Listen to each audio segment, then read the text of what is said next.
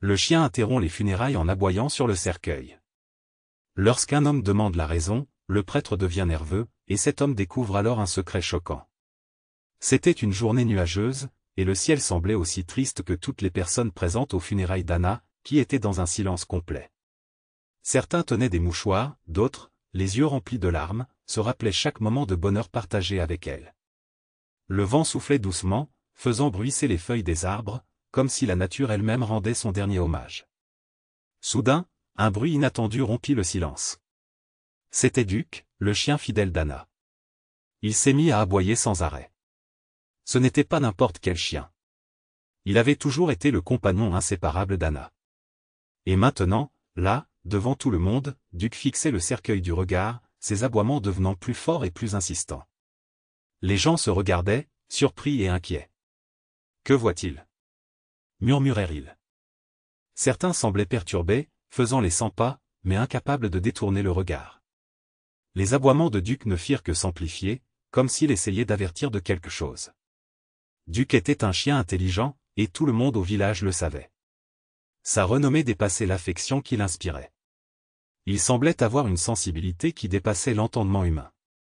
Certains enfants, en le voyant là, commencèrent à avoir froid dans le dos, se rappelant toutes ces histoires effrayantes qu'ils avaient entendues sur les chiens qui pouvaient sentir des choses que nous, les humains, ne pouvions pas ressentir. Que voulait dire Duc? Il était clair qu'il savait quelque chose qui troublait même les adultes, mais personne n'osait le demander à voix haute. Avec ses yeux fixés sur un point précis, son comportement suggérait que quelque chose n'allait pas à cet endroit. À ce moment-là, des adultes commencèrent à s'approcher de Duc, essayant de le calmer. Cependant, il continuait à aboyer sans arrêt, le regard fixé directement sur le cercueil. Il y avait quelque chose dans sa posture et sa détermination presque palpable qui faisait hésiter même les plus sceptiques. La curiosité envahit l'atmosphère et bientôt tout le monde voulut comprendre ce qu'il essayait de dire. Le père Michael, debout au premier plan, près du cercueil, remarqua que tous les regards étaient désormais braqués sur lui et le chien. Duc essaya de contenir son agitation, respira profondément et fit signe aux gens de se calmer à nouveau. Mais les aboiements ne cessèrent pas. Avec une faible et inconfortable tentative de sourire, le prêtre comprit que quelque chose d'étrange se passait, et le regard de Duc semblait insister pour que personne n'ignore ce qui se passait. Le prêtre décida de s'approcher de Duc, en utilisant une voix douce. Il essaya de parler au chien en lui disant « Allez, Duc, calme-toi. Tout va bien ici. » Mais malgré cela, Duc continua à aboyer, comme s'il essayait d'avertir de quelque chose de terrible que personne ne pouvait voir. Avec précaution, le prêtre tendit la main pour caresser la tête du chien, mais Duc se retira en poussant un grognement sourd, sans quitter le cercueil des yeux. Le prêtre commença à transpirer, s'essuyant le front en regardant autour de lui, conscient que tout le monde dans l'église surveillait chacun de ses mouvements. « Ce n'est qu'un chien, » dit-il avec un rire nerveux, essayant de ramener les gens à se concentrer sur la cérémonie. Mais au fond, lui aussi semblait mal à l'aise, presque comme s'il sentait que quelque chose de plus grand était en jeu, quelque chose que Duc insistait pour révéler. Certains remarquèrent que le prêtre évitait de regarder directement le cercueil, comme s'il ne voulait pas voir ce que Duc semblait voir. « C'est-il quelque chose » chuchota une femme âgée à son amie à côté d'elle, avec un regard méfiant. D'autres commencèrent à ressentir un étrange frisson, comme si quelque chose d'invisible et d'inexplicable était présent. Les enfants, intrigués et un peu effrayés, se rapprochèrent de leurs parents, leur serrant fort la main. Le père Michael, se rendant compte que le malaise ne faisait que grandir, éleva la voix avec fermeté et demanda, « S'il vous plaît, que quelqu'un emmène le chien dehors. » Mais Duc refusa de partir. Il resta là, implacable, aboyant et fixant le cercueil, comme s'il avait un message urgent à transmettre. Et le mystère, au lieu de se dissiper, ne fit que grandir parmi ceux qui assistèrent à l'enterrement. Au milieu de tout cela, il y avait un homme que personne ne connaissait bien, quelqu'un qui semblait hors de propos mais parfaitement placé pour assister à ce qui allait se passer. Il s'appelait David, un étranger récemment arrivé au village, mais qui, pour une raison quelconque, avait une affection particulière pour Anna, même sans la connaître profondément. David avait une nature observatrice et une curiosité inquiète. Résoudre des mystères avait toujours été sa passion. Et en remarquant le comportement inhabituel de Duc, il sentit immédiatement que quelque chose n'allait pas. Il regarda Duc puis le cercueil, réalisant que le chien n'aboyait pas sans raison. Il se leva lentement, rajusta son manteau et marcha vers le chien. Tous les regards se tournèrent vers lui, curieux, se demandant ce que ferait cet homme mystérieux, qu'il connaissait à peine. « Bonjour, petit ami » murmura David, accroupi à côté de Duc. « Qu'est-ce que tu essaies de nous montrer ?» En entendant la voix calme de David, Duc cessa d'aboyer un instant, comme s'il évaluait l'homme en face de lui. Ses yeux brillaient, remplis d'intelligence et d'un mélange de peur et d'espoir, comme s'il implorait de l'aide. David remarqua l'intensité de ce regard et tourna alors son attention dans la même direction que le chien, fixant son regard sur le cercueil. Un frisson lui parcourut le dos, comme si quelque chose le poussait à découvrir ce qui se passait réellement là-bas. Les gens dans l'église commencèrent à chuchoter, confus et intrigués. « Laissez le chien tranquille » dit l'un des hommes, essayant d'interrompre le moment, mais David secoua simplement la tête et répondit « Je pense que Duc essaie de nous dire quelque chose. » Il continua à fixer intensément le cercueil et ajouta « Et peut-être devrions-nous l'écouter. » Sans plus d'hésitation, David se rapprocha encore plus de Duc et dit à voix basse « Allez, mon garçon, montre-moi ce qui te tracasse. » Duc remua légèrement la queue, comme s'il comprenait que David était là pour l'aider. Il cessa alors d'aboyer et se mit à renifler le sol, avançant prudemment vers le cercueil, presque comme s'il guidait David vers un secret que lui seul connaissait. Alors que David et Duc s'approchaient du cercueil, les voisins commencèrent à murmurer entre eux à propos du légendaire sixième sens des animaux, se rappelant des histoires de chiens et de chats qui sentaient soi-disant des présences, des dangers ou même des événements surnaturels avant qu'un humain ne s'en aperçoive. Le comportement troublant de Duc laissa tout le monde sur les nerfs, et David suggéra que peut-être le chien percevait quelque chose d'invisible aux yeux des humains. L'atmosphère se fit plus pesante et les gens s'interrogeaient en silence. Duc aurait-il pu voir quelque chose de surnaturel? Ou bien un mystère encore plus profond entourait-il la mort d'Anna? Le père Michael, visiblement mal à l'aise, commença à comprendre que la situation lui échappait. Il respira profondément, rajusta sa soutane et jeta un regard sérieux autour de lui.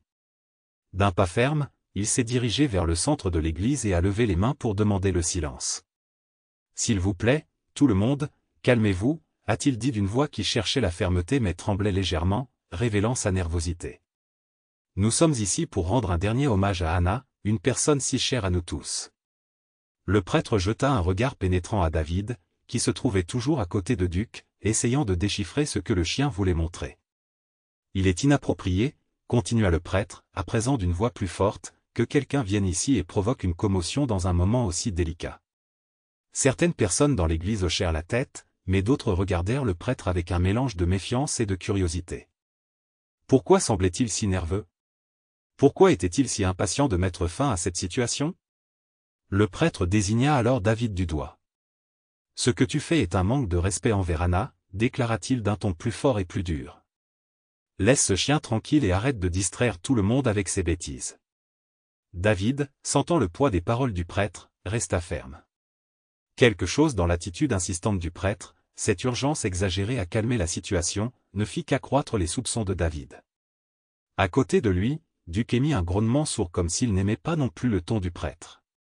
Se rendant compte qu'il perdait le contrôle, le prêtre insista, presque comme s'il suppliait, « S'il vous plaît, ne permettez pas que la mémoire d'Anne soit ternie par ce comportement. Revenons à notre objectif initial, prier pour son âme et sa paix éternelle. » Mais pour beaucoup de personnes présentes, la paix semblait de plus en plus éloignée à chaque instant. Les paroles du prêtre semblaient pleines d'inquiétude, mais pour ceux qui l'observaient de près, la sueur sur son front et le léger tremblement de ses mains racontaient une toute autre histoire. Un lourd silence s'installa et tout le monde attendait, anxieux, de voir quelle serait la prochaine action de David. Avant de continuer, n'oubliez pas de laisser un j'aime et de vous abonner à la chaîne si vous aimez les animaux et les histoires sincères. Sentant le malaise du prêtre et sa tentative désespérée de mettre fin à la conversation le plus rapidement possible, David décida de poser la question que tout le monde redoutait d'entendre. D'une voix ferme et le regard fixé sur le prêtre, il demanda, « Père Michael, comment exactement est-elle morte ?» L'église se mit en émoi, les murmures s'amplifièrent et certains échangèrent des regards, surpris par l'audace de David. Les yeux du père Michael s'écarquillèrent, visiblement ébranlés. Il avait déjà dit à tout le monde qu'Anna était décédée paisiblement, endormie dans son lit mais à ce moment-là, la question de David résonna dans l'église comme une pierre jetée dans un lac serein, créant des ondulations d'incertitude. « Comment ça? Comment est-elle morte ?» Le prêtre répondit, cette fois sur un ton clairement défensif. Je l'ai trouvée moi-même dans son lit, elle est décédée en paix, endormie. Elle est morte dans son sommeil. Il répéta, presque comme s'il essayait de se convaincre lui-même. David, imperturbable, fit un pas en avant et continua, mais pourquoi Anna était-elle seule? Et pourquoi es-tu le premier à l'avoir trouvée? Cela ne te paraît-il pas un peu étrange? Les murmures parmi les gens devinrent plus forts, un mélange de curiosité et de malaise se répandit dans l'église. Les enfants les yeux écarquillés regardaient sans bien comprendre ce qui se passait, tandis que certains adultes chuchotaient entre eux, rendant l'atmosphère encore plus tendue. Le visage du père Michael devint rouge et une expression de colère à peine dissimulée envahit ses traits. Il frappa du pied avec force, ce qui fit à nouveau taire tout le monde. « C'est absurde » s'exclama-t-il d'une voix presque hurlante. « Vous provoquez un tumulte dans un moment sacré, en manquant de respect à la mémoire d'une femme si aimée. » Désignant David d'un doigt tremblant, il ordonna, « Partez d'ici immédiatement, vous et ce chien. » Sa voix était autoritaire, mais il y avait une nervosité perceptible dans chaque mot. « Nous ne tolérerons plus un mot de vous ici. » David hésita un instant, mais à côté de lui, Duc émit un aboiement puissant, presque comme s'il défiait le prêtre et donnait à David l'impulsion dont il avait besoin pour continuer. Comme si en réponse à ce renvoi, David réalisait qu'il avait touché quelque chose d'important, quelque chose que le prêtre ne voulait clairement pas que quiconque découvre. Pourtant, il savait qu'à cet instant, il n'avait pas d'autre choix. Il se retourna lentement, saisit Duc par le col et, avec un dernier regard de défi adressé au prêtre, commença à marcher vers la porte tandis que les murmures parmi les personnes présentes devenaient de plus en plus forts, tout le monde étant perplexe face à ce qui venait de se passer. À l'extérieur de l'église, David sentit le poids des regards curieux et méfiants de la communauté derrière lui, mais il ne pouvait tout simplement pas tout laisser derrière lui.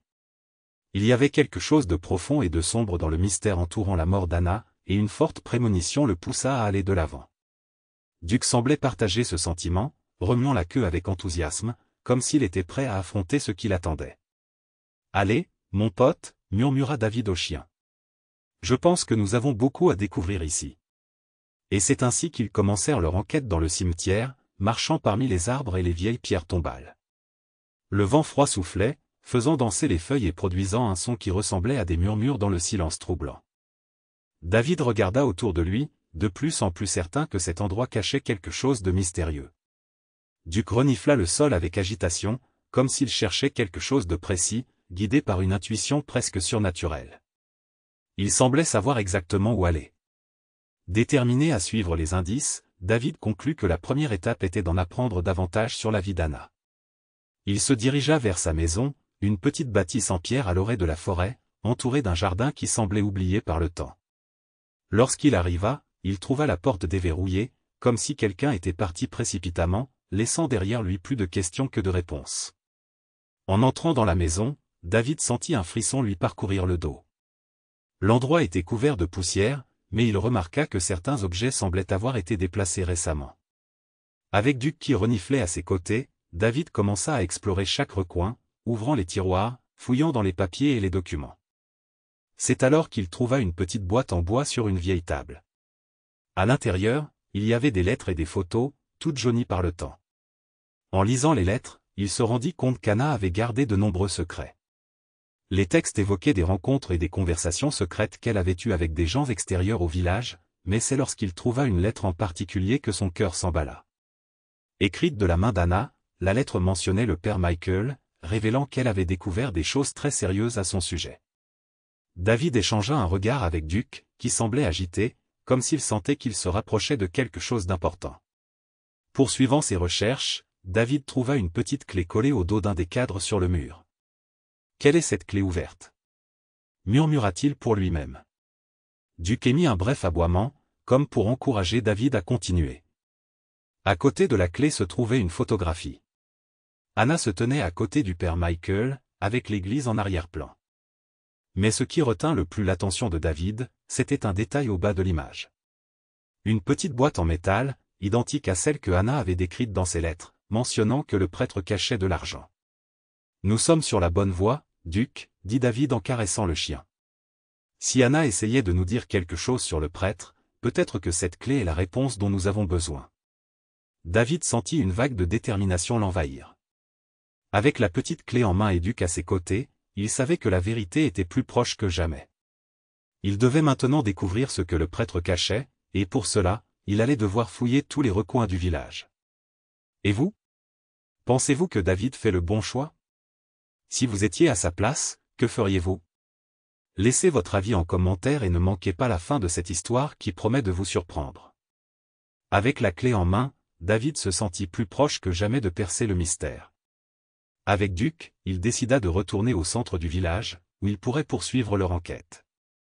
La ville semblait calme, mais David sentait que derrière cette tranquillité se cachait quelque chose de sombre. Il avait besoin de comprendre les secrets qu'Anna avait gardés et ce qu'elle savait exactement du père Michael. C'est dans cet esprit que David se rendit à la bibliothèque municipale, un vieil endroit rempli d'étagères de livres poussiéreux et de documents anciens. Il se mit à la recherche de tout ce qui pourrait relier Anna et le père Michael à quelque chose d'extraordinaire. Après quelques recherches, il trouva un vieil album photo de la ville. En feuilletant les pages, David vit des photos d'événements communautaires, de fêtes religieuses et enfin, une série de photos d'Anna. L'une d'elles attira immédiatement son attention. C'était une image d'Anna à côté du père Michael, mais ce qui ressortait le plus était l'expression de son visage, un air de malaise, presque comme si elle savait quelque chose qui l'effrayait profondément. Qu'avait découvert Anna? Elle n'avait pas l'air contente. Elle avait l'air inquiète. C'est alors que David remarqua un détail qui était passé presque inaperçu sur les bords de la photo. Une petite boîte en métal, la même qu'il avait vue sur la photo retrouvée chez Anna. Poussé par la curiosité, David retourna chez elle, déterminé à suivre les indices jusqu'au bout. De retour à la maison, il continua sa recherche de preuves supplémentaires et, derrière un vieux rideau, il trouva une armoire cachée. À l'intérieur, il découvrit un cahier, le journal intime d'Anna. Les pages étaient remplies de notes qui semblaient incroyablement importantes. David commença à lire rapidement, avec Duc à ses côtés, comme si le chien pouvait également sentir la tension monter dans l'air. Les notes révélaient quelque chose de sombre. Anna avait découvert un réseau de corruption au sein même de l'Église. Elle avait mentionné que le père Michael détournait l'argent de la congrégation dans un but sinistre, accumulant secrètement de grosses sommes. David lisait chaque ligne avec un cœur battant, absorbant chaque mot. Il vole tout le monde et utilise la confiance des gens pour dissimuler ses crimes, avait écrit Anna sur l'une des pages. Parmi les pages du journal, David a trouvé une enveloppe contenant d'autres photos. Sur certaines d'entre elles, le père Michael apparaissait dans des endroits secrets de l'église, portant la même petite boîte en métal. Sur l'une des photos, il se tenait à côté d'une vieille statue à l'intérieur de l'église, avec la boîte à côté de lui, dans une position qui suggérait qu'il cachait quelque chose sous la figure sacrée. Un frisson parcourut la colonne vertébrale de David. « C'est donc ça » murmura-t-il à Duc, presque pour lui-même. Elle avait tout découvert et c'est pour cela qu'elle était en danger. David savait maintenant qu'il devait trouver cette boîte en métal dans l'église. Elle détenait probablement la clé pour comprendre tout le mystère. Il regarda Duc, qui remuait la queue comme s'il était prêt à passer à l'étape suivante, comme s'il savait que quelque chose d'important était sur le point d'être révélé. « Allez mon garçon, nous avons un grand secret à découvrir, » dit David avec une détermination renouvelée. La situation était plus grave qu'il n'aurait pu l'imaginer. Avec toutes ces découvertes, la vérité sur ce qui se passait réellement dans ce petit village semblait sur le point d'émerger. Tenant le journal d'Anne entre ses mains, David ressentait le poids de chaque mot, de chaque révélation, comme s'il portait un fardeau qui ne pourrait être levé qu'en découvrant la vérité. Il savait qu'il devait retourner à l'église, le lieu où tous ses secrets semblaient s'entremêler. Avec Duc à ses côtés, David marchait dans les rues étroites du village, chaque pas intensifiant son adrénaline et sa détermination. Il était déterminé à trouver la boîte en métal mentionnée dans les notes d'Anna. La clé de tout était là, attendant d'être découverte. En arrivant à l'église, David regarda autour de lui pour s'assurer que personne ne le suivait. L'endroit était plongé dans le silence, les portes étaient légèrement entr'ouvertes et l'intérieur était plongé dans l'ombre. Il entra prudemment, accompagné de Duc, et commença à explorer. Il se souvint de la photo qu'il avait vue. La boîte en métal était cachée sous l'une des vieilles statues. En marchant lentement, David s'approcha d'une statue d'un saint, placée dans un coin isolé de l'église. La silhouette de Pierre semblait observer tout le monde avec un regard sérieux, presque sévère, comme si elle gardait quelque chose d'important. David s'agenouilla et, les mains tremblantes, commença à tâtonner autour de la base de la statue, à la recherche d'un signe d'une cachette. Et puis il le sentit. Il y avait quelque chose là. David écarta un petit morceau de tissu qui couvrait la base de la statue, caché dans l'ombre. Et là, il y avait la boîte en métal dont Anna avait parlé dans son journal. Son cœur battait fort et il échangea un regard avec Duke, qui remuait la queue comme pour dire « Nous sommes sur la bonne voie ». David tenait la boîte dans ses mains, sentant sa surface froide et lourde. Avec précaution, il ouvrit le couvercle et ce qu'il vit à l'intérieur lui coupa le souffle. Il y avait des liasses d'argent, toutes enroulées et attachées avec des étiquettes indiquant les dons et les dîmes de la congrégation. Mais ce n'était pas tout. Sous l'argent, il y avait une petite clé. Il la ramassa et l'examina à la lumière tamisée qui filtrait à travers les vitraux de l'église. « Une clé » murmura pensivement David. « Mais qu'est-ce qu'elle ouvre ?» C'est alors qu'il remarqua un morceau de papier jauni, plié et caché sous l'argent. Il le sortit avec précaution et le déplia. C'était une carte, et au centre, un lieu était marqué d'un cercle rouge. À côté du cercle, il y avait les mots « Church Storage ». David comprit immédiatement. La clé devait ouvrir un lieu secret dans l'église. C'est la Cana avait dû découvrir quelque chose, pensa-t-il, avec un mélange de peur et d'espoir. Il savait qu'il devait agir vite. La clé fermement dans sa main, il regarda Duke et dit « Allons-y, mon garçon. Nous devons trouver ce débarras. » Ils se levèrent et commencèrent ensemble à fouiller tous les recoins de l'église, déterminés à découvrir le mystère qui s'était caché pendant si longtemps. Suivant attentivement la carte, David sentit l'église devenir de plus en plus silencieuse, comme si le bâtiment lui-même retenait son souffle. Avec la clé et la carte fermement dans ses mains, lui et Duke se dirigèrent vers l'endroit indiqué sur le papier. La carte les conduisit à une petite porte cachée derrière l'autel, une porte dont peu de gens savaient qu'elle existait. Un frisson parcourut David alors qu'il s'approchait. L'air semblait plus froid à cet endroit, chargé d'une présence sombre, comme si quelque chose de sinistre était conservé à cet endroit. Il inséra la clé dans la serrure, respira profondément et la tourna. La porte s'ouvrit en grinçant, révélant un escalier étroit menant à un sous-sol sombre. Avec une lampe de poche clignotante dans sa main, David commença à descendre les marches, et Duke le suivit de près, ses oreilles à l'écoute de tout bruit étrange. Au bas de l'escalier, ils trouvèrent un couloir humide et sombre. Au bout du couloir, une faible lumière vacillait, projetant des ombres inégales sur les murs de pierre. Puis David entendit un bruit, le cliquetis de chaînes en mouvement. Anna, aplatit à voix basse, mais il n'entendit que l'écho de sa propre voix qui résonnait dans le vide. En entrant dans la pièce, éclairée seulement par une seule ampoule suspendue au plafond, il la vit, Anna, enchaînée à une chaise, pâle mais vivante. « Anna !» s'exclama David soulagé, et elle, d'une voix faible, répondit avec un soupir de soulagement, « David !» Mais avant qu'il ne puisse l'atteindre, il entendit des pas lourds derrière lui. En se retournant, il trouva le père Michael tenant fermement une planche de bois, les yeux brillants de fureur. « Vous ne devriez pas être ici !» hurla le prêtre, la voix déformée par la rage. « Je te l'avais dit, tu ne retrouverais jamais Anna. » David eut à peine le temps de réagir que le prêtre se jeta sur lui, tentant de le frapper avec la planche. Il réussit à esquiver, mais le coup l'effleura, lui fit perdre l'équilibre et tomba au sol. Pour se défendre, il leva les mains, l'esprit en proie à une seule question. Comment un prêtre pouvait-il faire une chose pareille? C'était inconcevable. David n'aurait jamais imaginé que le père Michael, quelqu'un qui était censé incarner la paix et la bonté, puisse être aussi viol. Le voyant à terre, le prêtre se prépara à frapper à nouveau. Mais Duke, sans hésitation, poussa un aboiement féroce et se jeta sur le prêtre, enfonçant ses dents dans sa jambe de toutes ses forces. Le cri de douleur du prêtre résonna à travers les murs du sous-sol. Il essaya de se débarrasser de Duke, mais le chien ne le lâcha pas, déterminé à protéger son ami.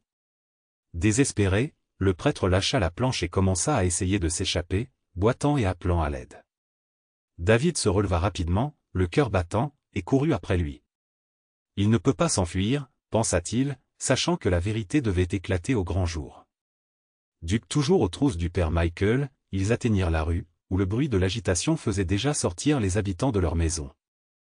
Les gens regardaient, choqués, le père Michael, un homme qui était censé être respecté et honoré, se battre désespérément avec David, tandis que Duke le maintenait sous contrôle. Profitant de l'instant, David éleva la voix et cria « Arrêtez ! Tout le monde doit entendre ce qui s'est réellement passé. Tout le monde doit connaître la vérité. » Alors que le prêtre luttait pour se libérer, David expliqua rapidement ce qu'il avait découvert, la boîte contenant l'argent volé, l'enlèvement d'Anna et les crimes cachés du père Michael. Le choc se répandit sur les visages des villageois, qui avaient du mal à croire ce qu'ils entendaient. Désespéré, le père Michael tenta de s'enfuir, mais Duke le maintint fermement en place, jusqu'à ce que des hommes du village s'approchent pour l'aider à le maîtriser. Le prêtre étant enfin maîtrisé, David comprit qu'il était temps de présenter les preuves. Il ramena le groupe à l'église et, les mains encore tremblantes, ouvrit la boîte en métal devant tout le monde. Les yeux des villageois s'écarquillèrent à la vue de l'argent détourné et de la carte du lieu secret où le prêtre cachait ses activités illicites. Il n'y avait plus aucun doute. La vérité avait enfin été révélée. David conduisit ensuite tout le monde dans la salle de stockage, où Anna, toujours effrayée, attendait sa libération. Le soulagement se lisait sur son visage, et Duke, sentant sa mission accomplie, remuait joyeusement la queue. Avec le père Michael immobilisé et les preuves de ses crimes bien en vue, il semblait que le mystère avait enfin été résolu. Tout le village était sous le choc, abasourdi par ces révélations. Mais David savait que le père Michael n'était pas du genre à se rendre facilement. Alors que les villageois discutaient de la marche à suivre, le prêtre, dans un acte de désespoir, saisit un moment de distraction et, avec une expression de haine profonde, réussit à se libérer de ceux qui le retenaient.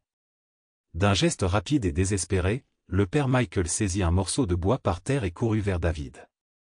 Ses yeux brûlaient de fureur et il cria d'une voix pleine de ressentiment, « Tu ne comprends rien.